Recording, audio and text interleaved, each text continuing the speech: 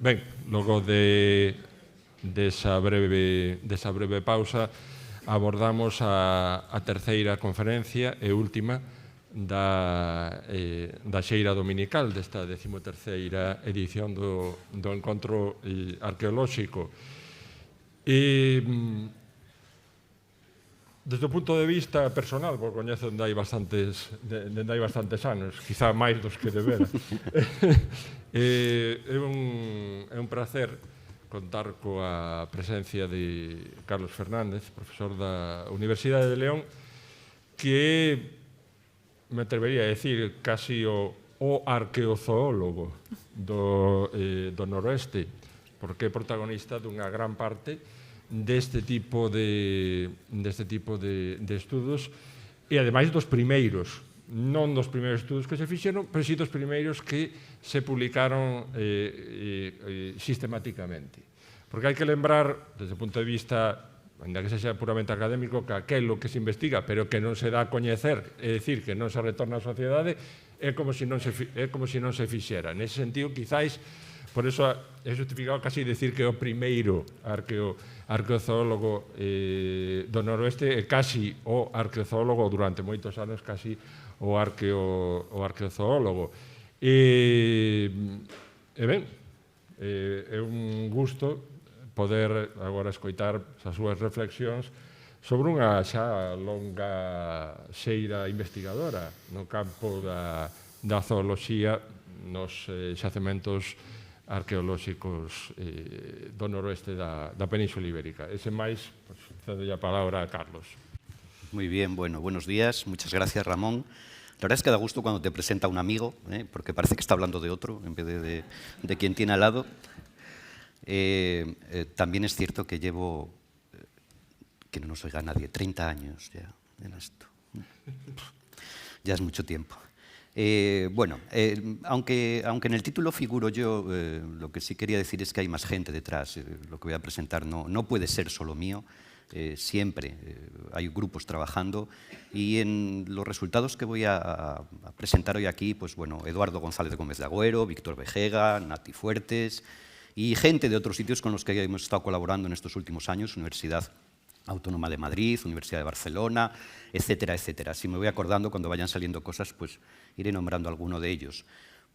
Por otra parte, también, retomando las dos conferencias anteriores y lo que Ramón dijo antes del descanso, espero que el café haya sido fuerte, bien cargado de orujo, que haya sido más bien un carajillo y que todo el mundo pues, venga con, no sé, como olvidando todo lo anterior y nos metamos en otra dinámica, no sé, como si partiéramos de cero.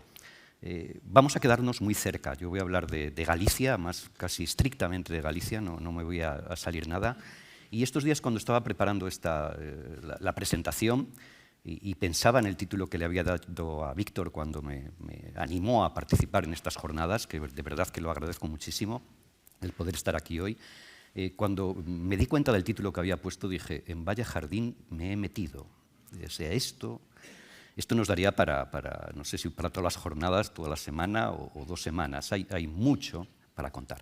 Bueno, como había tanto, lo que he hecho pues, es casi irme a avances recientes, casi a lo que estamos trabajando en estos últimos años, y he dejado un poco, y soy consciente de que es partir ya mejor de un conocimiento base que no lo tenemos, pero he dejado un poco datos que ya se pueden conocer, que son muy accesibles, porque tampoco pierden nada con lo que voy a presentar aquí. Quiero decir que es un poco nuestra dinámica actual.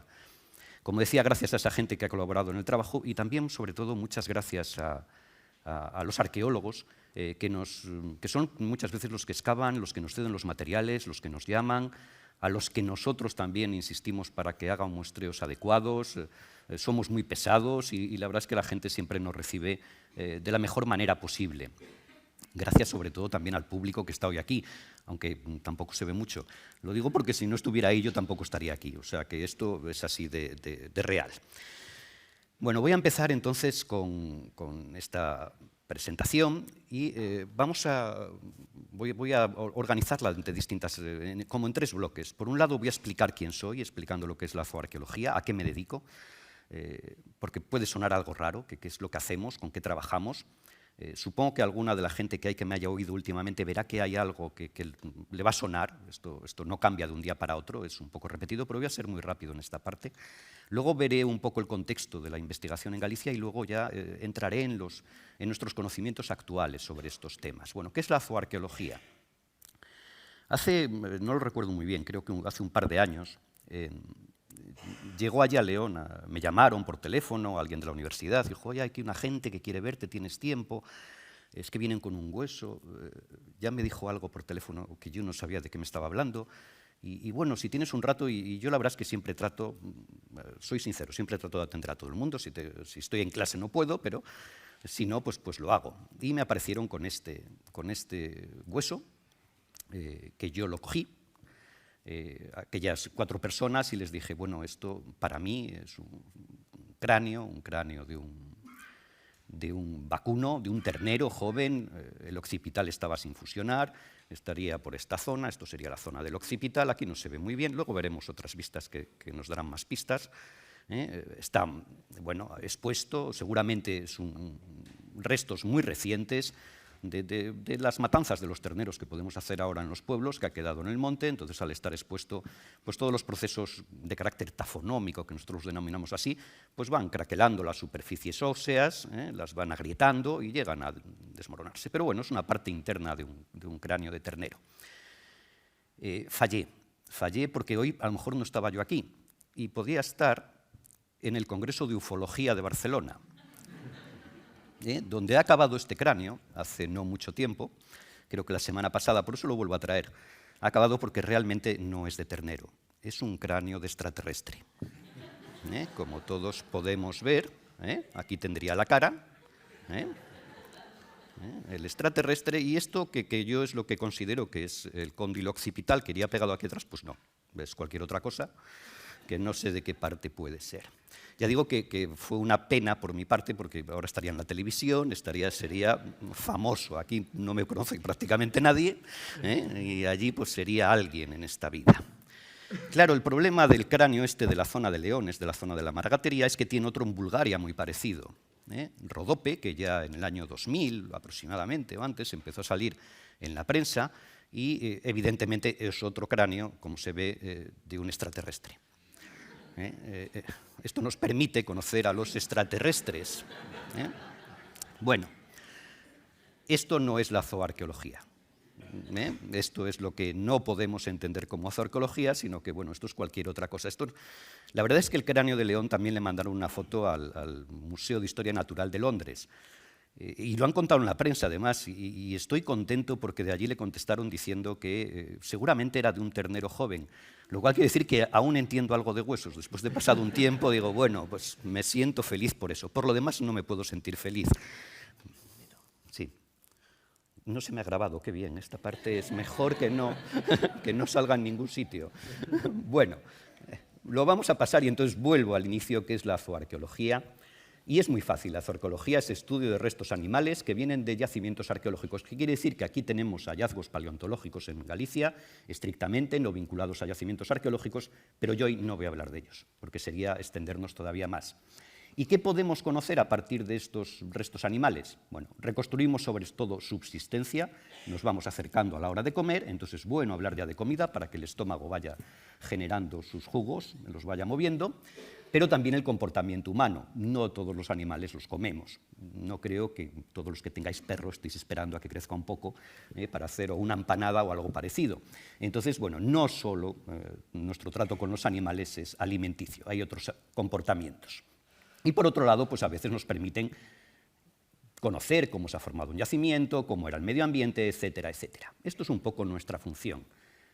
Pero, ¿qué son los restos de animales? ¿Con qué trabajamos? Bueno, pues muy fácil. Tenemos distintas categorías. Por un lado, todos los vertebrados, incluidos los extraterrestres, que como tienen cráneos son vertebrados, también trabajamos con ellos, pero bueno, normalmente con animales, que pueden ser desde ovejas, me da igual, perros o uros si nos vamos al Paleolítico. Es decir, huesos y dientes de vertebrados, pero también invertebrados, los concheros. Aquí traigo una foto del castro de Nixon, el conchero que salió en el foso en las excavaciones de, no recuerdo, 2000 y algo. Y, por ejemplo, también los vígaros, caramuchos o como sea, estos estos caracolillos marinos, con los que también trabajamos mucho. También, bueno, yo no trabajo tanto con animales momificados, pero podría ser otra opción. Ahora con el deshielo, pues por la zona de Siberia cada vez están apareciendo más de estos animales, que son momificaciones naturales, pero también pueden ser artificiales. Pensemos en los egipcios, lo que hacían con sus animales, además de con sus faraones o con otros grandes personajes, y que también nos llegan. Es decir, esto también lo podemos estudiar en la zooarqueología. Ya digo, yo en esto no soy un experto. En cambio, sí he trabajado con coprolitos. Coprolitos son excrementos fósiles, es decir, aquello que nos queda, los excrementos, que dejan algunos animales y que por sus contenidos, por su composición, con unos fuertes o unos altos componentes orgánicos y además material, en algunos casos no bien procesado, hacen este tipo de restos, de evidencias, que podemos trabajar con ellos. De manera anecdótica diré que, bueno, esto es coprolitos de la Baliña, los estudiamos en equipo, Pablo Ramil, Antonio Martínez y yo, hace años, y es el artículo que más se me ha citado. Esto es, digo, bueno, pues en vez de a huesos tendré que dedicarme a coprolitos, voy a decirlo así. Bueno, también, o sea, los derivados de los animales también son objeto de estudio, como pueden serlo desde la zooarqueología. Derivados de animales como las cáscaras de huevo, también es otro material que podríamos estudiar si no fuera tan frágil y a veces tan difícil de recuperar. Se suele romper mucho y los procedimientos a veces de excavación no permiten hacer unos procesos de recuperación lo suficientemente buenos como para recuperar este tipo de materiales. En Galicia, que no están publicados, de momento solo tenemos en un sitio algunas cáscaras de huevo, en San Cibrao, en el norte de Lugo, en unos contextos ya medievales. Ahí sí que han aparecido, no sé, bueno, pues excavando alguien tenía buen ojo, vio algo que seguramente no sabía lo que era, pero lo recuperó y nos llegaron y sí son cáscaras de huevo y de momento son las únicas que tenemos así en contexto arqueológico. Pero bueno, ya vemos que los podemos tener desde hace 60.000 años, decorados, y bueno, recordemos los huevos de avestruz que nos llegan a las tumbas en distintas cronologías ibéricas y demás, que bueno, también aparecen sobre todo por el Levante y por el sur peninsular. Hay gente que se dedica a otras cosas, yo a esto tampoco me dedico, pero podríamos estudiar parásitos, también entrarían dentro de la zooarqueología, o insectos. También nos pueden llegar en algún momento. Por ejemplo, el estudio de ácaros ha tenido sus momentos también álgidos de estudiar pues, estos no sé, insectos microscópicos que nos aparecen en los yacimientos arqueológicos y que nos permitan también recuperar información muy valiosa. Por otro lado, también es importante saber cómo llegan los restos arqueológicos a un yacimiento, qué origen puede tener. Es decir, todo lo que encontramos en un yacimiento está directamente relacionado con la ocupación del mismo o puede haber otras cosas. Cuando nos llegan los materiales, en ocasiones se nos plantean muchas dudas de lo que estamos encontrando. Bueno, en buena parte los restos de animales suelen ser desechos alimenticios. Como decía muy bien antes Juan, trabajamos con la basura. Y nuestra basura muchas veces está relacionada con la alimentación, en buena medida con la alimentación. Y naturalmente nosotros ahora pues revolvemos en la basura otra vez y lo que vamos viendo es lo que comía esta gente, cómo procesaba, qué es lo que hacía con los animales y cómo los aprovechaba en definitiva. Entonces una buena parte de lo que encontramos en esas basuras suelen ser desechos alimenticios. Pero el hueso también se ha trabajado de otras maneras. O sea, no solo los animales se han consumido, sino que después el hueso se ha utilizado para realizar objetos. No voy a hablar, en esta charla no puedo introducir la industria ósea. La industria ósea nos daría para otra charla. ¿Lo pillas? Por si no se daba cuenta. Esto nos daba para otra charla. Bueno, aquí traigo algunos ejemplos, desde algunos... Bueno, esto es más antiguo, esto es mesolítico, de la zona de León, pero, por ejemplo, esto es de Apeneda do Viso, de un castro, esto es de aquí, de Achadizo, esto es de Paladabella, Norense, un colgante, esto es de Lugo romano, son piezas desechadas en los procesos de fabricación, sobre todo de agujas o similares. Las zonas medias del hueso se aprovechan, los extremos se tiran y nos quedan esos extremos cerrados, muy claros, o estos huesos de caballo que no se consume, en cambio sí que se aprovecha para la zona media del hueso, de las diáfisis, para elaborar objetos. En ese caso, ese último es de Astorga, de niveles romanos de Astorga. Aquí tenemos más ejemplos, de nuevo arriba, este de aquí a la izquierda vuelve a ser Astorga, esto también es Astorga romana, un caso de un ciervo con las astas serradas, cortadas, o también se hacen adornos en concha, que pueden llegar hasta distintos lugares del interior, o podemos estudiar cómo es el proceso, esa cadena técnica, ese proceso de elaboración de objetos que van desde simples esquirlas, como las van preparando, hasta piezas prácticamente acabadas, y que por el motivo que sea, pues acaban en la basura también, pues porque o no tienen salida o, bueno, o en algún momento dado también van cosas a la basura que después nos matamos a buscar y no sabemos dónde las hemos dejado. Bueno, quiero decir que también es otra de las posibilidades que nos plantea el estudio de la fauna de los yacimientos, ¿no? Otros casos son esqueletos o partes de esqueletos no consumidos. Entonces tenemos una serie de animales que por cuestiones culturales, sobre todo, no han sido consumidos, o en ocasiones no conscientemente consumidos. Esto siempre es la pregunta, ¿quién no ha comido un gato? ¿Quién no ha comido un gato en empanada? Las típicas empanadas de conejo. Bueno, pues no lo sabemos en muchos casos, y lo que nos dan es una cosa por otra, gato por liebre, pero lo normal es que no lo consumamos, y entonces nos aparecen los gatos, los esqueletos de gato, pues sin ningún consumo. En otro caso, pues son animales que no sabemos muy bien por qué.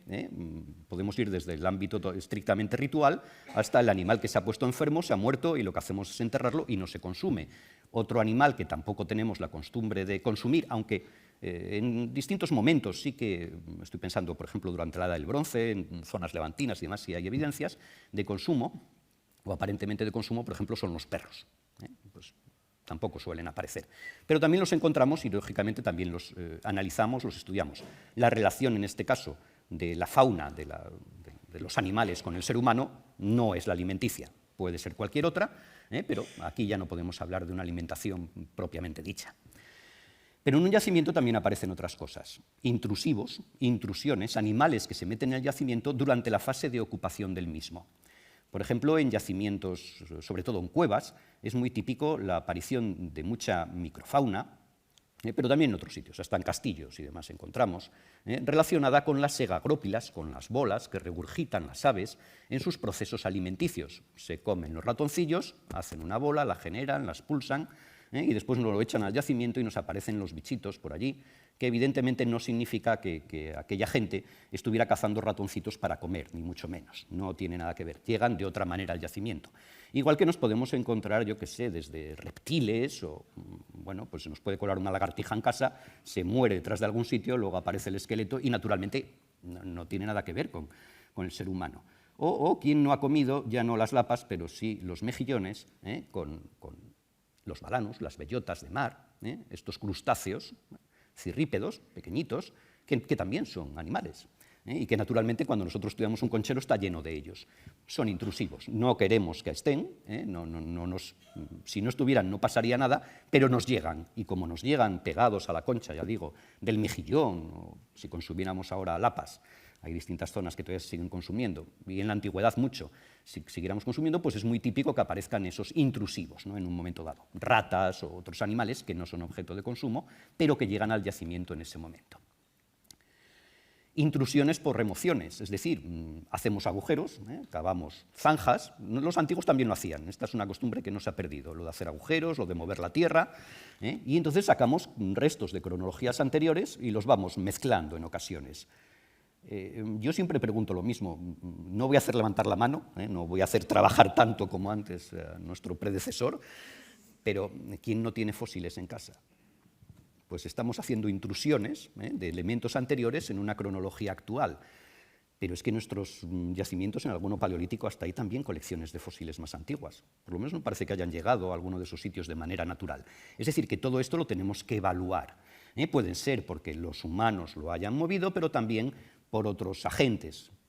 Hay veces que algunos animales mueven, los animales de costumbres fosoras, los que tienen madrigueras, mueven el sustrato y mezclan materiales, o incluso también el transporte fluvial, la erosión, etcétera, etcétera, distintos procesos de carácter geológico que también mueven, remocionan estratos, y al final esos niveles acaban mezclándose. Todo esto, naturalmente, complica más cualquier tipo de análisis que queramos hacer. Y por último tenemos los intrusivos posteriores. Intrusivos posteriores, es decir, animales que tienen la mala costumbre de meterse por debajo de la tierra, incluso aunque haya un yacimiento arqueológico, porque podrían hacerlo en otros sitios. Entonces, desde topos a caracoles de tierra, que también cuando encuentran agujeritos de raíces y demás se nos meten hacia abajo, y después no saben si hay ocasiones que no saben si los consumían los romanos o se nos ha metido aprovechando cualquier agujero que han encontrado, pues te aparecen allí, es un problema. Problema sobre todo con el caso de los conejos, algo que bueno, hay gente a la que no le gusta, pero que es un animal que sabemos de sobras que es muy consumido y que ha dado mucha literatura tafonómica, arqueológica, para saber si los conejos en un determinado yacimiento fueron consumidos, son recientes o de cuándo son. Es decir, es una de las especies más problemáticas, sobre todo cuando vamos hacia atrás en el tiempo, momentos mesolíticos, paleolítico superior, porque su presencia puede ser muy abundante y no sabes muy bien si han horadado en ocasiones algún tipo de madriguera, que luego ha podido hasta desaparecer la huella, o están respondiendo a un aprovechamiento por el ser humano, por no hablar de aprovechamientos o de las aves o de carnívoros o de cualquier otro elemento que los haya podido aportar. Bueno, como decía, esto es una primera parte que he hecho un poco más rápida, y la segunda va a ser muy breve también, que son las investigaciones zooarqueológicas en Galicia, un poco lo que decía Ramón, de dónde veníamos, qué es lo que se había hecho y hacia dónde estamos yendo. Bueno, en cuanto a la historia de las investigaciones, el primero que quiero citar, por decir que aquí estábamos temporalmente bien en su momento, es decir, en el siglo XIX, Villamil y Castro, entre otras muchas cosas que conocerán, porque se dedicó a todo, a prácticamente todo en el ámbito de la investigación en humanidades, también estuvo en cuevas. Y entre esas cuevas hay una que nos puede interesar, más o menos, que es Afurada dos Cas, en el norte de la provincia de Lugo, y allí lo que nos deja es unas referencias al hallazgo de faunas, de distintas faunas, en sus publicaciones, distintas maneras. Bueno, era una cueva pues casi en plan, no cima del todo, pero muy descendente, y él no es que identifique, no es capaz de identificar taxonómicamente como lo haríamos hoy, es decir, diciendo a qué especies pertenecen, aunque algunas sí lo intenta, pero cuando lo leemos lo que nos damos cuenta es que él está copiando lo que están contando en Francia, en el Paleolítico francés. Entonces dice que ahí vivía es bastante literatura, de un jefe no sé qué, troglodita, que se metería en la cueva y allí le llevarían las partes más importantes del esqueleto para su consumo.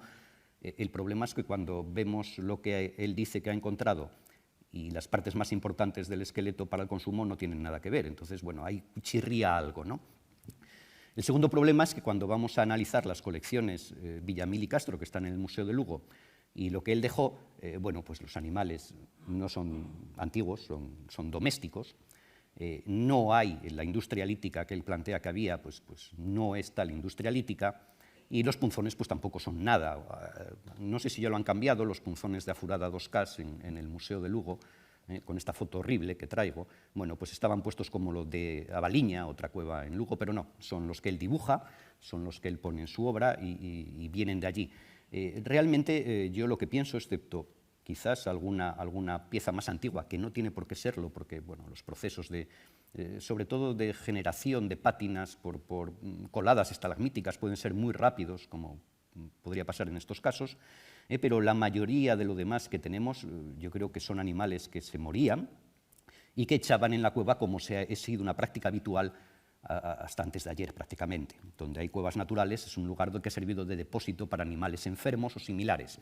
Ya no voy a decir que cayeran de forma casual, porque es más extraordinario, pero sí que, vamos, yo lo he conocido de gente que cuando se les moría algo lo tiraban a alguna cueva y sobre todo si era un tipo sima.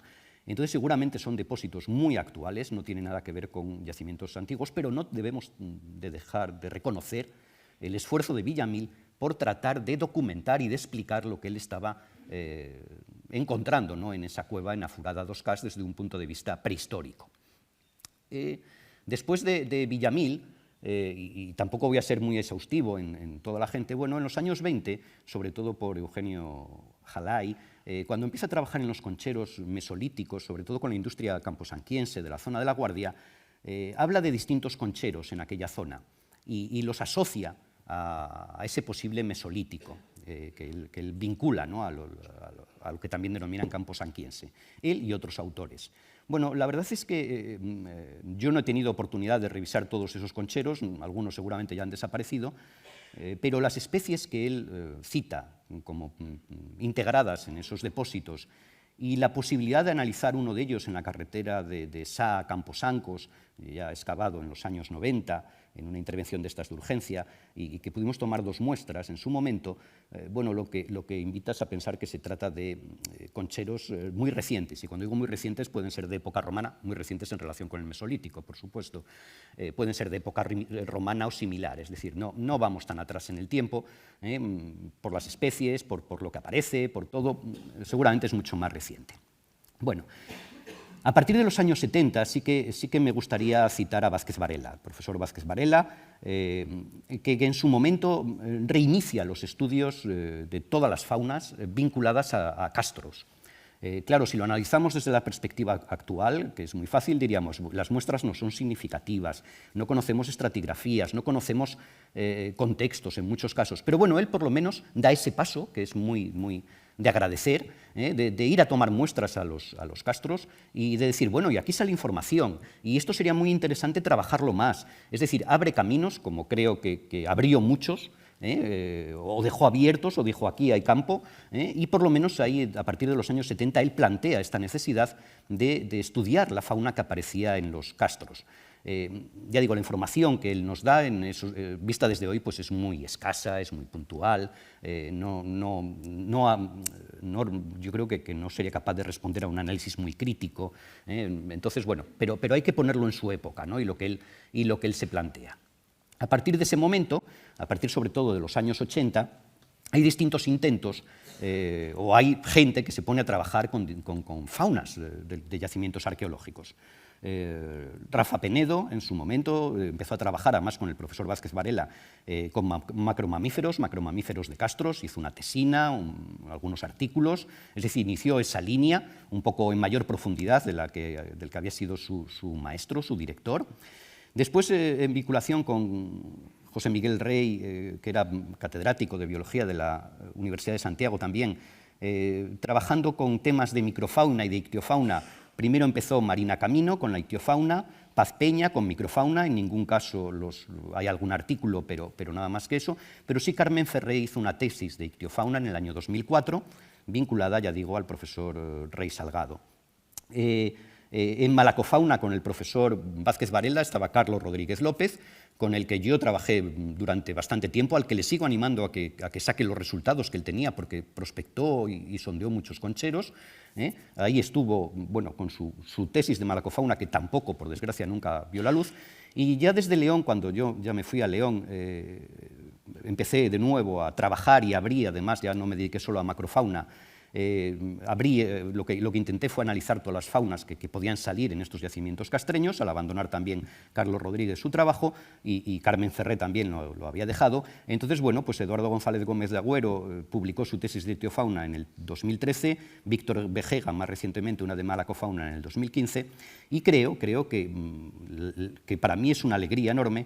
Vamos a tener una tesis de Irene Valverde dentro de poco, creo que sí, sobre macrofauna, de nuevo, en yacimientos paleolíticos en Galicia, a partir de las excavaciones en Covairós, y la verdad es que para mí, ya digo, es una gran alegría que alguien de las nuevas generaciones retome estos temas, porque aunque no lo parezca a los demás, nos vamos haciendo ya un poco, no sé lo que nos vamos haciendo, pero que es bueno, ¿no? que tengamos reemplazo y que sigan estudiándose cosas. Entonces ya digo que bueno, en este grupo tendría que introducirme yo he trabajado he coincidido con Marina Camino, con Paz Peña, con Carmen Ferré, con Carlos Rodríguez, y bueno, después Eduardo y Víctor han realizado sus tesis bajo mi dirección. Es decir, esto ha sido un poco el recorrido, ¿no? que podríamos tener hasta la actualidad. Estamos en Galicia. ¿Qué problemas nos hemos encontrado en la investigación zooarqueológica en Galicia? Bueno, pues en primer lugar la conservación de los restos faunísticos. No es muy buena.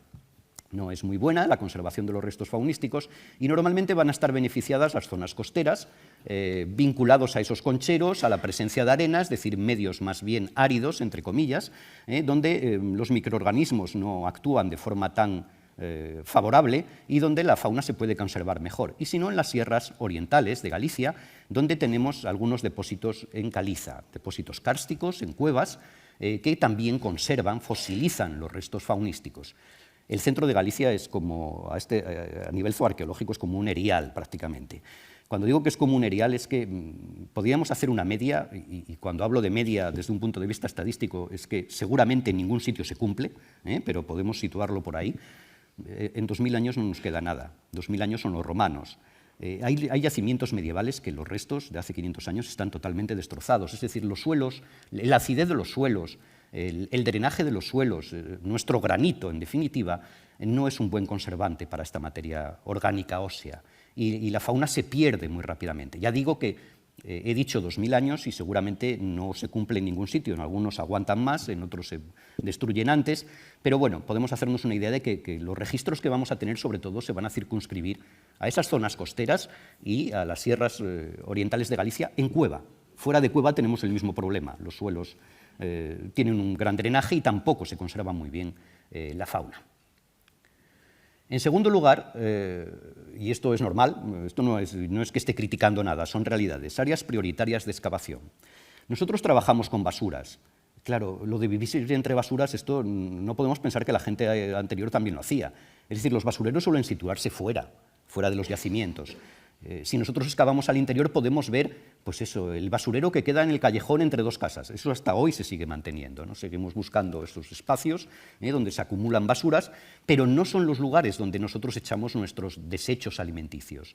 Entonces, yo entiendo que excavamos en el interior porque salen las estructuras, es lo que queremos ver, pero seguramente será donde menos restos de basuras y de fauna nos podamos encontrar. Es una realidad, ya digo. En tercer lugar, esto también lo tengo que decir, lo vamos superando, vamos logrando que se vaya corrigiendo, que es la metodología de recuperación de restos. O sea, la idea ha sido que Galicia era durante muchos años, que Galicia era una tierra que no tenía huesos. Y si no tenía huesos, aunque aparecieran, ¿para qué se iban a recoger? Cuando se recogían podía pasar cosas como estas, solo había dientes. Bueno, a mí me ha tocado analizar alguna muestra de fauna en la que se había optado por recoger los huesos, pero no las conchas. Entonces, claro, hacer una dieta cuando te falta la mitad de la alimentación, pues dices, pues no sé lo que vamos a contar. Y lo normal era que, también digo, en muchas intervenciones de los años 70 o anteriores, los huesos que se recogían acababan en la misma bolsa que el metal, porque tampoco lo estudiaba nadie, los clavos. Entonces, pues era un poco la basura de la basura. Mezclábamos todo allí y entonces era un poco lo que nos encontrábamos. Ya digo que yo creo que estamos en estos momentos en una situación, bueno, a millones de años luz, mucho mejor. Se hacen muestreos, logramos tener muestras mucho más significativas, estamos recuperando mucho más material y los resultados, evidentemente, se notan, son mucho mejores. Bueno, vamos a ver entonces ahora la situación actual. ¿Qué es lo que tenemos? ¿Qué información tenemos disponible? Traigo una serie de yacimientos prehistóricos, cronología muy amplia, hasta la Edad del Hierro. Aquí los castros van a ir por separado. Es decir, hasta la Edad del Hierro, ¿qué podemos encontrarnos? Bueno, pues tenemos la Baliña, tenemos Covairós, que como decíamos se va a leer una tesis dentro de poco, estupendo. Valdavara, que no sé el volumen de fauna que hay, pero esperemos que también se publique, algo magdaleniense, que es muy interesante. Reiro, una excavación de los años 70 del siglo pasado, muy antigua, pero que hemos logrado aportar algo más últimamente. Después cuevas ya en la zona de la Sierra de Encina de la Lastra, en Orense, ya en la zona del Bierzo, como Tres Ventanas también. Y Guidoiro Areoso, Edad del Bronce, que también, como ha salido tanto últimamente a todos los niveles, lo que yo pueda contar es muy puntual. Pero son datos que sí son importantes porque ya vemos que no tenemos mucho antiguo. Si movemos la costa un poco más alejada, en esos momentos veremos que casi todo lo donde se podía mantener o se podían conservar restos orgánicos de tipo óseo está sumergido. Y en las cuevas tenemos lo que tenemos, no ha dado más de sí de momento. No tenemos mucho más yacimiento que nos permita recuperar más fauna asociada, ya digo, a niveles arqueológicos. Paleontológicos hay alguna cosa más y alguna muy importante que se ha publicado en los últimos años. Bueno, la Baliña, mi primer estudio fue la cueva de la Baliña, hace 30 años. Si lo toca hacer hoy, intentaría no hacerlo. Pero cuando uno empieza, y me imagino que muchos o algunos de los que hay aquí que empiezan, somos unos valientes. Y esto de verdad que, visto ahora, digo, qué complicado realmente es esta colección. Y 30 años después seguimos sacando información, seguimos trabajando todavía con más gente, con otras cosas, pero seguimos sacando información de este yacimiento. Da para muchísimo. También, como decía mi predecesor aquí en la mesa, y dentro de 30 años habrá quien venga y hará nuevas cosas y seguirá sacando información.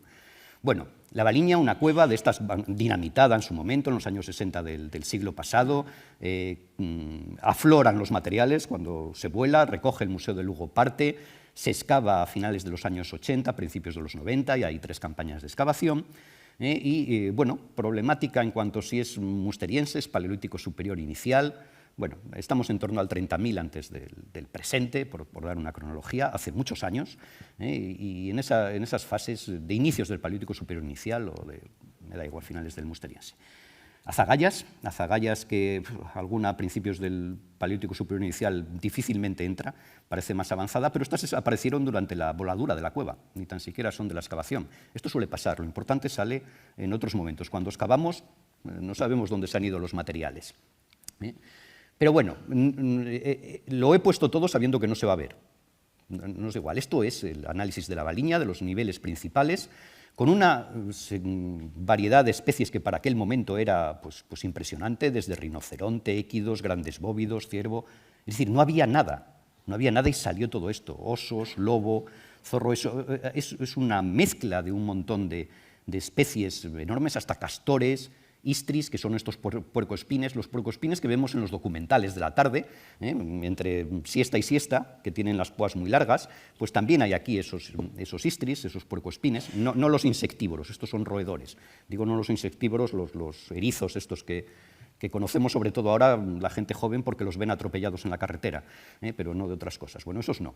También los hay, pero no entrarían aquí. Marmotas, es decir, teníamos, y sobre todo lepóridos, tanto conejo como liebre, teníamos de todo un poco, en esta colección realmente impresionante.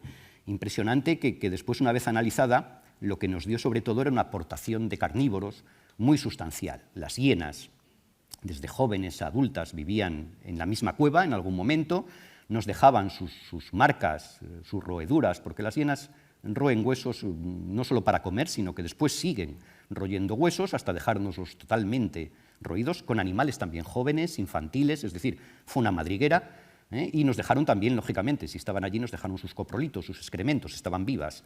Entonces, pues allí hay un poco de todo, y mezclada también algo de industria lítica, es decir, el ser humano pasó por allí en algún momento, quizás puntual, pero también anduvo por allí moviendo y complicando un poco las cosas, por suerte. Especies, vamos, esto un poco llamativo, ¿no? Huesos, si se dan cuenta, están como si los hubiéramos doblado, están un poco comprimidos, como si los empujáramos, huesos también en algún caso pues como brillantes, con perforaciones por el medio. Estos son huesos regurgitados, alguno con excremento, es decir, esto ha sido digerido y luego ha sido expulsado con las heces. Esto es un molar de corzo, esto es un incisivo de caballo, de équido, un incisivo de leche. También ha entrado hasta el estómago de las hienas y se han contraído, y lo mismo con todo esto. O sea, son huesos, ya digo, que han pasado por procesos digestivos de carnívoros grandes. Lo que veíamos entonces es que la hiena era un gran acumulador de estas especies grandes, lo cual no quiere decir que también el ser humano aportara. Ya digo, estuvo presente y también aportó, pero quizás el principal, o sin quizás el principal acumulador de huesos en este yacimiento ha sido la hiena, además de también ha servido como osera en algún momento. Micromamíferos también aparecían bastantes, tenemos un análisis de micromamíferos, desde ratoncillos, insectívoros, roedores, hay un poco de todo. También aparecieron pues una secuencia amplia, y recientemente con gente de la Universidad de Barcelona lo que hemos logrado también es hacer una primera relación de aves, que esta no teníamos. La verdad es que es muy complicado, a mí me resulta muy complicado el estudio de aves más allá de las domésticas, y vamos teniendo más completado un poco ese dibujo general de la fauna que podría haber hace 30.000 años en el noroeste. Pues desde urogallos, perdices, codornices, ya había en aquel momento, pajaritos, tordos, quizás abutarda, cuervos, y algunos faisánidos o alguna especie de la familia de los faisanes. Ya digo que esto es muy reciente. Y también muy reciente ha sido el estudio tafonómico de los lagomorfos, de conejos y liebres. Los restos, que son muy abundantes, ya digo, es la especie más abundante, en su momento ya se había publicado que eran aportación también sobre todo de carnívoros, y entonces lo que hemos hecho ha sido un análisis tafonómico con Jordi Nadal, Lluís Lloveras, Paula Escostegui, etcétera, etcétera, donde lo que se ha podido reconocer es que muchos de estos huesos, o parte de estos huesos, tienen también procesos digestivos, es decir, han sido engullidos por alguna especie, en este caso seguramente por zorros o similares, pero en otros casos también lo que aparece son marcas de dientes o de picos de aves que van hundiendo el hueso en distintas zonas. Es decir, vamos viendo que también las liebres y conejos son aportación de carnívoros, de aves y del ser humano. También muy pocas, pero hay marcas de corte. Algunas marcas de corte en número muy escaso, pero que permiten reconocer la actividad humana con estos surcos en V muy característicos de cómo se cortan con piezas líticas y que van dejando estas huellas que son características de la actividad humana. Es decir, la aportación en este caso de los lepóridos parece triple. Es decir, el espacio seguramente está ocupado por algún ave que anida en la roca, que echa sus segagrópilas. Por ejemplo, no sé, una de las especies que podría estar es el búho real, un gran acumulador de lepóridos, pero también algunos carnívoros pequeños, entre los que hay en la cueva el zorro tiene muchas papeletas de ser el que pueda estar acumulando, y después, bueno, la foto del ser humano no la tengan en cuenta, porque estamos por el Paleolítico superior inicial, ya seríamos nosotros, pero es que era el único que tenía un conejo al hombro. Entonces, no es muy afortunada, pero bueno, para otra vez a ver si cojo a alguien de la familia y le pongo un conejo y la cambiamos. Pero bueno, lo importante es eso, que estamos viendo lo que está haciendo. Bueno, Reiro, como decía, es un yacimiento excavado en los años 70, ha cambiado, como ha cambiado todo, ¿no? de lo que vemos arriba, aquella especie de arenero cuando se excava el yacimiento, a hoy que no queda nada. Es decir, tenemos todo esto, bueno, estaría aquí, donde está la playa, se lo ha comido todo el mar, aquellos niveles de turba que había, y no nos queda nada. Bueno, en Reiro lo que tenemos, como es un yacimiento mesolítico todavía, pues bueno, lo que tenemos es fauna salvaje, jabalí, corzo, ciervo, entre la poquísima fauna que se ha recuperado. No hay mucha, está en el Museo San Antón de A Coruña. Esta ya estaba publicada hace tiempo, no aporta nada nuevo, pero sí nuevo puede ser el estudio también de las vértebras de pescado que han aparecido, que se recuperaron también en aquella excavación. ¿Qué tenemos? Bueno, pues peces de roca, como puede ser la maragota, muy típica, el pargo, pero también tiburones. Es decir, tenemos algún condrictio metido por el medio, como el cazón, que nos aparece representado en estas vértebras recuperadas en el yacimiento. Faltan todavía, pues las colecciones están repartidas entre el Museo de Vilalba y el Museo de Coruña, en cuanto a peces, y nos falta por verlas del Museo de San Antón de A Coruña para completar las que allí pueda haber. No son muchas, pero por lo menos para tener todo el estudio completo dentro de lo que hay. Guidoiro. Bueno, Guidoiro, ese túmulo 4, no voy a hablar lógicamente de las últimas intervenciones del 2017, porque estamos estudiando el material, pero pues bueno, como estamos estudiando tantas cosas ya no sabe uno ni lo que a veces lo que está haciendo. Lo que sí vamos a hablar es del 2014. En el 2014, lo que antes yo siempre oí que se llamaban temporales, pero desde esos años empezó a llamarse ciclogénesis explosiva o algo así, que es dificilísimo. ¿Has visto qué ciclogénesis explosiva tenemos hoy? Pues no lo sé, yo sigo hablando de temporales, no, es más cómodo. Bueno, pues los temporales dejaron al descubierto un conchero que el año anterior no se veía, o prácticamente no se veía. Entonces, bueno, la verdad es que agradezco a los servicios técnicos de arqueología de la Xunta las facilidades para ir a muestrearlo en aquel año, sobre todo a Iñaki, que si no se ha ido estará por ahí, y si se ha ido pues es mejor, porque no estará en otro sitio tomándose algo, pero bueno, nos lo pusieron, la verdad que muy fácil para ir a muestrear, era una oportunidad, y allí nos fuimos a tomar toda una serie, unas columnas de muestras, tal como estaba el perfil era así. Entonces veíamos las conchas, incluso lo que pudimos apreciar es que el conchero estaba por encima de la coraza del túmulo en un momento dado, e incluso hasta tuvimos la buena suerte de encontrarnos la cerámica dentro del conchero. como iba gente de los servicios técnicos, vieron que era verdad, porque si no a lo mejor dirían, ¿qué habrán hecho estos? ¿De dónde nos habrán sacado la cerámica y la han metido aquí? No, no, estaba ahí, es decir, que la tenemos bien situada, y pudimos hacer algún estudio de lo que era este yacimiento. Estos muestreos sí están totalmente ya acabados. Esto es, por ejemplo, cerámica de la Aparecida, en aquel, vamos, de la documentada, en esos muestreos, y que nos puede situar en momentos del bronce. Bueno, la secuencia de especies documentadas solo en las muestras centrales A y B en malacofauna, como podéis ver, es enorme, hay muchísimo, pero sobre todo lo que tenemos son lapas, son mejillones y en menor medida ya ostra. Lo demás es muy puntual. Aquí lo vemos mejor, como lo que esta gente está recolectando en aquel momento, pueden ser lapas en la edad del bronce, pueden ser sobre todo mejillones y algo menos ostra. Hay otras cosas, hay algún gasterópodo, pues eso, vígaros similares, incluso también tenemos otras especies, almejas, navajas, pero sobre todo son especies de roca.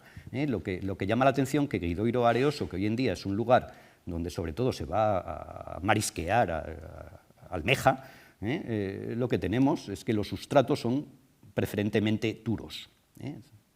Es realmente especies que no están en arena, esas son muy puntuales, y quiere decir que el paisaje, o sea, el entorno o el lugar donde estaban recogiendo donde estaban marisqueando, se parecería poco al actual. A lo mejor se parecería más al Guidoiro rocoso que nos queda allí cerca, más al interior. Bueno, como llamativo, bueno, pues las ostras son ostras, esto no hay duda. Aquí vemos en las alturas de la ostra, comparado con la de otras ostras de cronologías posteriores. O sea, son prácticamente las más grandes hasta que llegamos a los romanos. Pero es que los romanos ya es otro mundo, ya veremos. Estos ya se dedican a otras cosas. Pero aquí parece que están explotando, no sé si un medio virgen, un lugar de estos. Bueno, son unas valvas grandes, muy densas. Por suerte no las comprarían a peso, igual que hoy, porque si no esto tenía que ser para no comer más que el bichito dentro. Esto pesa cada una, no sé, 300 gramos, cada valva o más. O sea, es una locura lo grandes que pueden llegar a ser.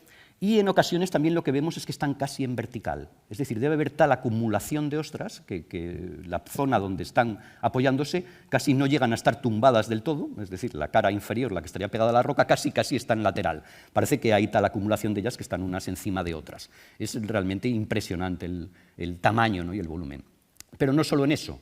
Si nos fijáramos en algo que hoy en día no le damos ningún valor, como pueden ser las lapas, o por lo menos no consumimos de una manera tan gustosa como las ostras, las lapas también tienen tallas casi las mayores frente a cualquier otro momento que podamos documentar a lo largo de yacimientos posteriores. Bueno, además de eso, también hemos podido analizar los pocos restos de pescado que se conservan más o menos completo. La materia orgánica ósea frente a los moluscos está muy degradada en este yacimiento, se conserva pero bastante mal. Y aquí lo que encontramos es que hay, por ejemplo, doradas, vuelve a haber algún condrictio, algún pez de estos de tipo tiburón. Tenemos también los vellos, el Symphodus, estos son vellos serranos, y tenemos los gobius, que no dejan de ser lorchos. Es decir, están pescando en zonas de roca, donde están casi marisqueando, están pescando también lo mismo. Además, ya digo, de la dorada que puede llegar a la costa en ese momento. En macromamíferos hay muy poco, hay más, lógicamente, en los sondeos casi nada. En el 2017, en la excavación del 2017 lo que estamos documentando sobre todo es vacuno, oveja y cabra, algo de cerdo, casi todo animales domésticos, es lo que tenemos. Bueno, aquí vemos los yacimientos de la Edad del Hierro, los castros prerromanos que tenemos documentación. Bueno, aquí la lista ya empieza a ser significativa, sobre todo para el suroeste de Galicia, es decir, Rías Baixas, tenemos bastantes niveles con datos analizados, y solo voy a citar algunas cosas, otras ya digo que son disponibles y no voy a volver sobre ellas. Por ejemplo, es muy llamativo, siempre le llama mucho la atención a la gente, la altura del ganado en estos poblados, en estos yacimientos de la Edad del Hierro, en los poblados castreños. Fijémonos que las vacas llegan escasamente de media al 1,10 de altura. Esto hoy en día sería de risa, ¿no? Bueno, pues así estamos. O sea, en este momento la fauna que hay, la ganadería que tienen al lado de la costa es muy pequeña pero es muy pequeña también porque el medio no facilita que haya una ganadería mejor. Seguramente son poblados muy, muy litorales y no tienen unos recursos de pastos como para mantener una cabaña ganadera mucho más rica, que la encontramos al interior, pero al interior en la meseta, no al interior de Galicia, que prácticamente no tenemos, ya digo, no tenemos datos. En los castros romanizados va a ser algo similar, no volveré después porque ya vemos que poco sube. En cambio, en los yacimientos romanos sí que hay un crecimiento en las tallas que seguramente es por importación de ganado. Esto no se mejora en 2 días. Por ejemplo, la oveja, pensemos que la media pueden ser 50 centímetros de altura. Esto es menos casi que un perro. Claro, hoy en día vamos y elegimos la oveja. ¿Qué la quiere usted? ¿Para leche, para lana? Entonces nos dan una, otra. La vaca lo mismo, para carne, para que sea un animal de tiro, para que le dé más leche. Hoy tenemos razas mejoradas y estos bichos son mucho más grandes, pero en ese momento tenemos un ganado muy pequeñito. Como vuelvo a decir, en época romana esto crece. Lo último que he trabajado sobre el mundo de los castros ha sido la actividad cinegética. He tratado de evaluar qué teníamos, qué aportación hacía la caza a las economías de subsistencia. Tenemos ocupaciones prerromanas, bueno, más o menos en estos dibujitos tipo casa de castro, en esto en castros pero romanizados, y la verdad es que los resultados son muy pobres. El ciervo sí es una especie que suele aparecer cazada, el jabalí aparece muy poco, con los problemas que tenemos para diferenciar entre cerdo y jabalí, y luego puntualmente puede aparecer lobo en un sitio, zorro en otro, para aprovechamiento de piel, en canto dorso, en el Grove, gato montés, algunos con dudas, porque estamos en niveles que podrían ser domésticos o quizás podrían ser domésticos, y en un caso liebre, en Vigo, no hay más, y todos restos muy pequeños. Vamos, un volumen de restos pequeño. No llegan a un 2% del volumen total de alimentación. Es muy escaso lo que le dedican a la caza. Aquí vemos algunos ejemplos, la liebre, que tenemos aquí a la izquierda, tenemos aquí el jabalí, ciervos, tenemos aquí jabalí, alguno de estos dientes, frente a los de cerdo. Y en cambio sí tenemos, para contrarrestar, mucha industria ósea en asta de ciervo. Tenemos realmente piezas en casi todos los poblados, y también tenemos desechos de materia prima en asta de ciervo, es decir, esta gente está haciendo objetos en astas de ciervo y no las documentamos. Pero en muchos de esos poblados también lo que estamos viendo es que las astas de ciervo son recolectadas, son astas de desmogue, son las que se caen de forma natural a los ciervos anualmente, y las recogen y aprovechan el asta. Tan solo en Montalegre, donde hay bastante caza de ciervo, llegan casi a un 8% de los restos, el ciervo, sí está aprovechado un animal sacrificado. Aquí vemos el arranque de la cuerna y cómo lo han serrado, y el frontal del animal, que quiere decir que se ha muerto, porque sin cabeza no iba a durar mucho. Entre las dudas que sigo teniendo después de no sé cuántos años, 20 años o más, sigue siendo el gato de Cabo de Cruz, el gato de Ochadizo, que decir si es silvestre o doméstico es complicado, pero yo siempre he apuntado la posibilidad de que si está llegando material de importación desde el sur peninsular, en cronologías ya avanzadas cerca ya del cambio de era, me da igual, siglo II, antes de Cristo, III, ¿por qué no iba a llegar un gato doméstico hasta aquí arriba? Uno suelto, no lo sé. Sería puntual, el gato realmente se expande con los romanos de forma ya significativa, pero los tenemos en primera edad del hierro en el sur de la península italiana y en otras zonas, y a lo mejor tenemos aquí el primer gato de la historia de Galicia, el primer gato doméstico, no lo sé. Si no, pues será uno montés típico. También tenemos en los castros, en alguno, aprovechamiento de cetáceos. Por ejemplo, en la Lanzada sí que hay un aprovechamiento de cetáceos bastante llamativo ya en niveles, bueno, llamativo, hay alguno, en niveles prerromanos. Yo siempre he dicho que esto es el primer plato de pulpo de Galicia, clarísimamente. Es un disco vertebral, pero para mí lo cogieron y lo usaban de plato de pulpo. Bueno, en otros yacimientos castreños ya son posteriores, por ejemplo en San Cibrao, en Punta Atalaya, donde hay una tradición ballenera muy conocida en la Edad Media, pues ya desde época romana también documentamos restos de cetáceos. Y muy interesante también nos ha parecido en Ribadumia, en Monte do Castro, un depósito de conchas en la zona de acceso al poblado, que cuando lo estudiamos nos llamó mucho la atención. Lo vemos aquí, es el depósito en una zona de acceso. Es decir, ya voy diciendo una zona de acceso para que todo el mundo vaya diciendo, mira qué interesante, zona de acceso.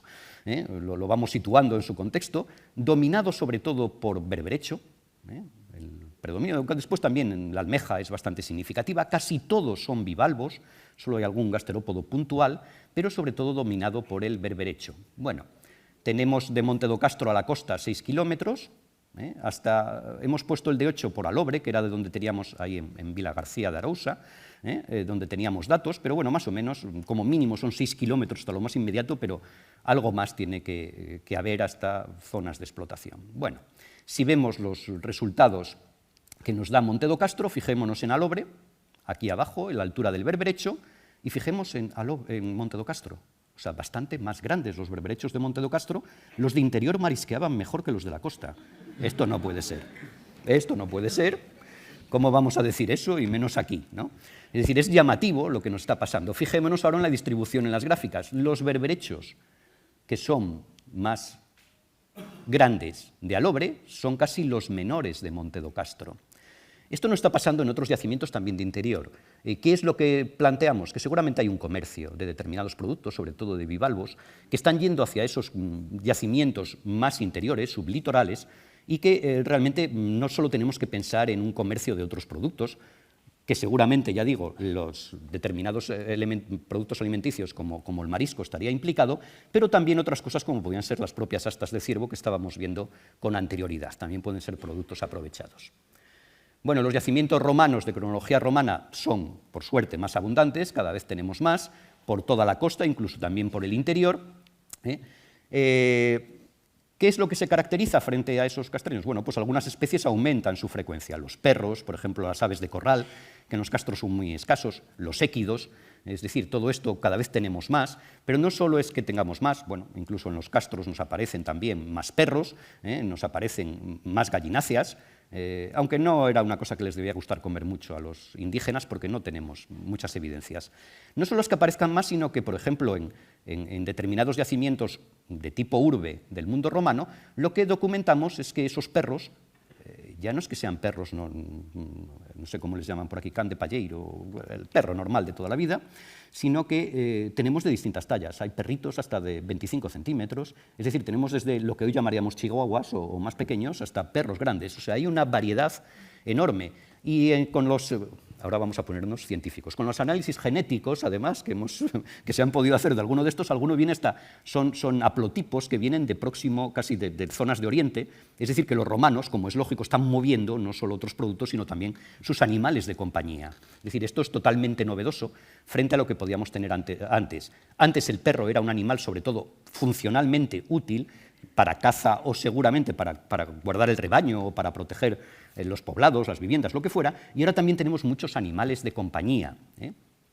No solo eso, el ganado también en época romana a veces se cuida hasta extremos muy llamativos. Esto es una tibia de un vacuno, lo tenemos aquí, esto es otra, completa, es una parte distal de una tibia totalmente rectilínea y veamos, esta totalmente fracturada.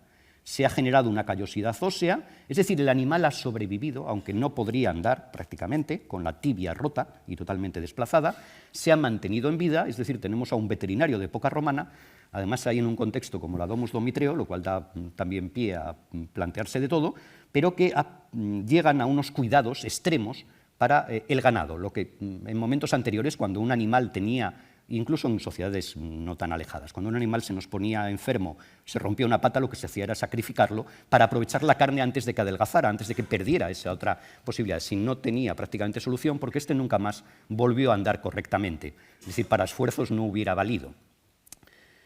En época romana se introducen nuevas especies, por ejemplo, los gatos, como estaba diciendo antes, quitando aquí el de Oachadizor, en función de lo que sea, tenemos como animal de compañía, los gansos, como animales de corral, también nos aparecen muy abundantemente, y los dromedarios. Estos no son muy abundantemente. Tenemos camélidos, este por ejemplo era el primero que teníamos más próximo, que era en Astorga, pero ahora también ya los tenemos en Lugo.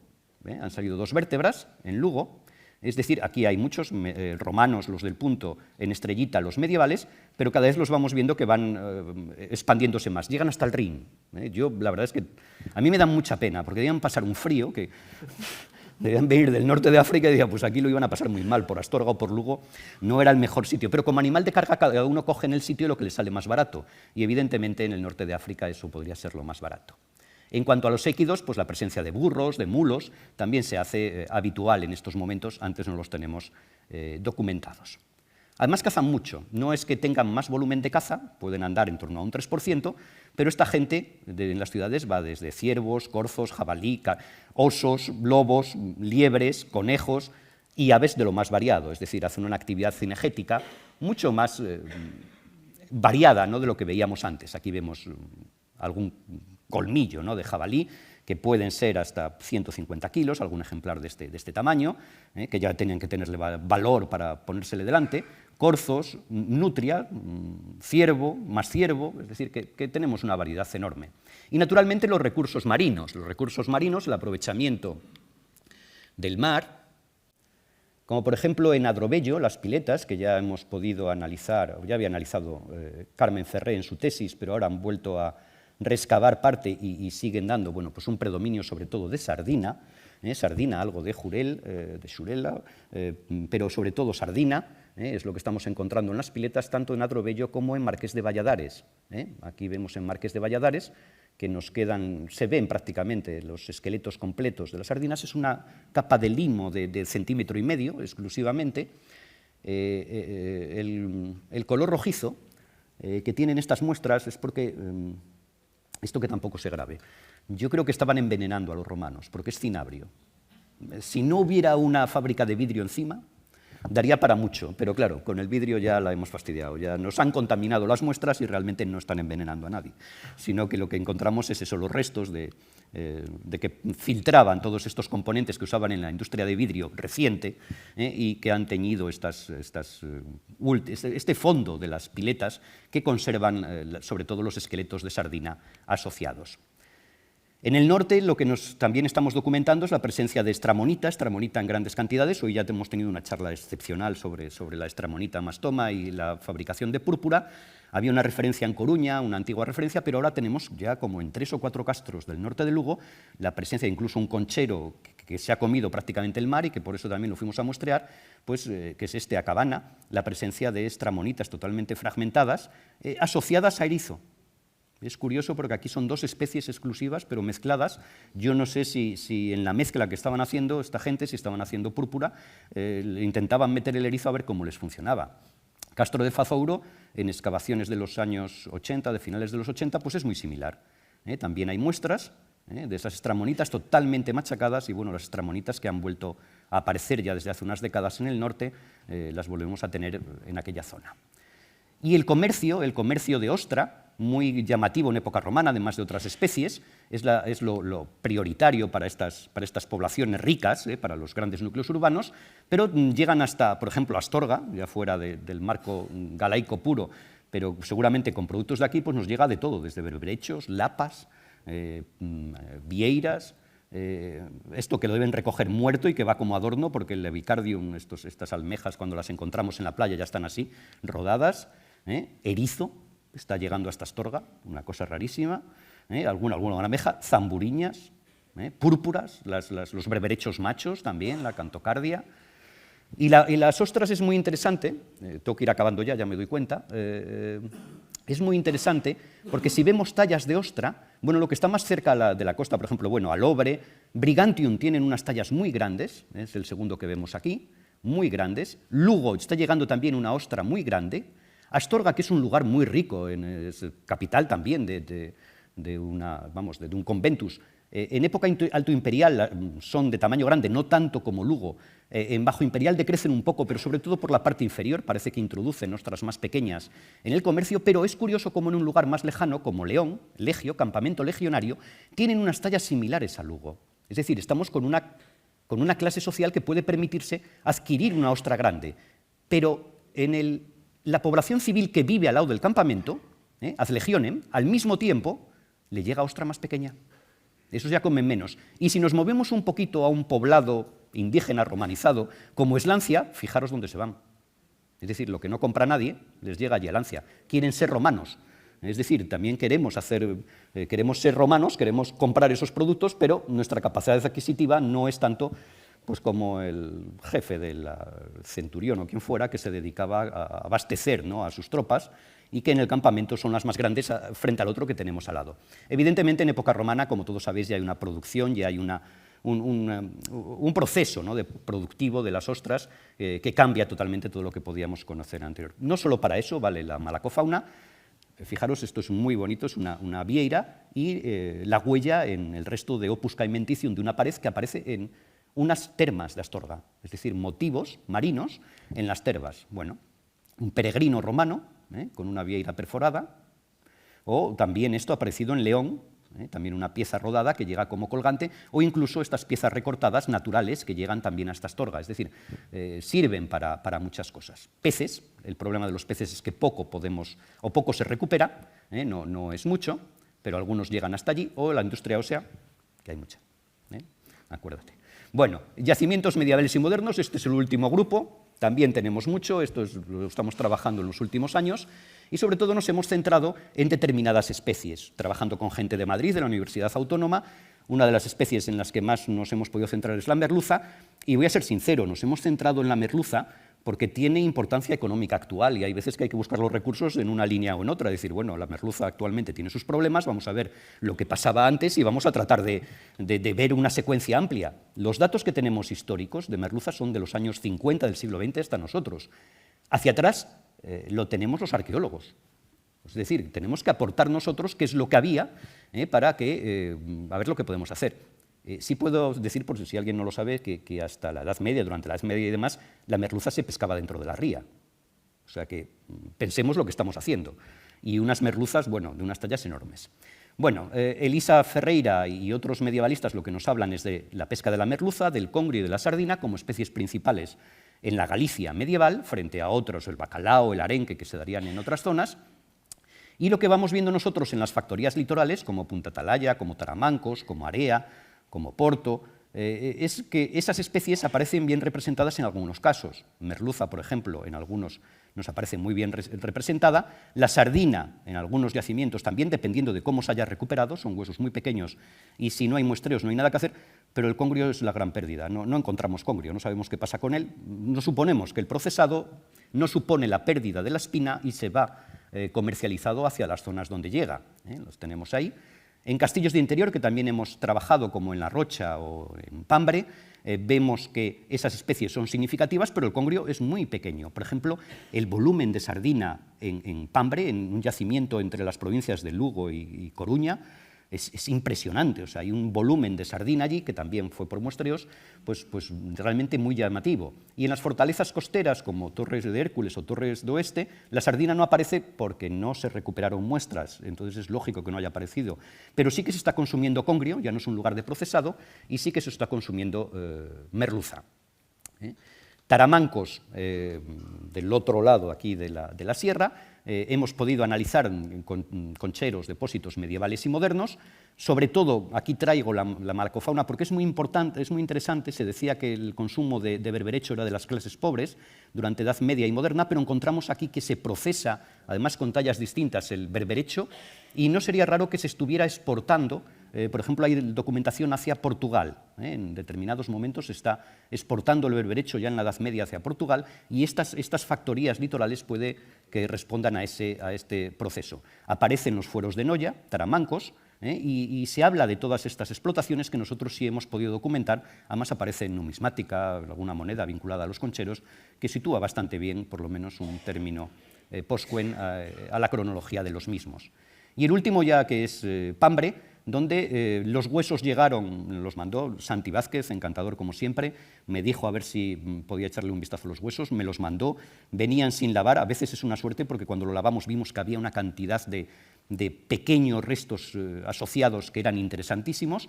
Entonces nos fuimos a muestrear. Aquí estamos en pleno proceso de muestreo, en lo que había quedado, casi nos cargamos todo el tenderete que tenían, porque todo lo demás estaba excavado, pero logramos recuperar muchísima fauna. Y ya como última foto, esto lo traigo por si alguien me echa una mano. Yo sé que el consumo de delfín ha sido habitual a lo largo del tiempo, pero todavía no he encontrado una solución a qué pinta esta mandíbula de delfín en el castillo de Pambre, más allá de que sea un coleccionista y pusiera las cabezas también por encima de la chimenea, ¿no? De las chimeneas.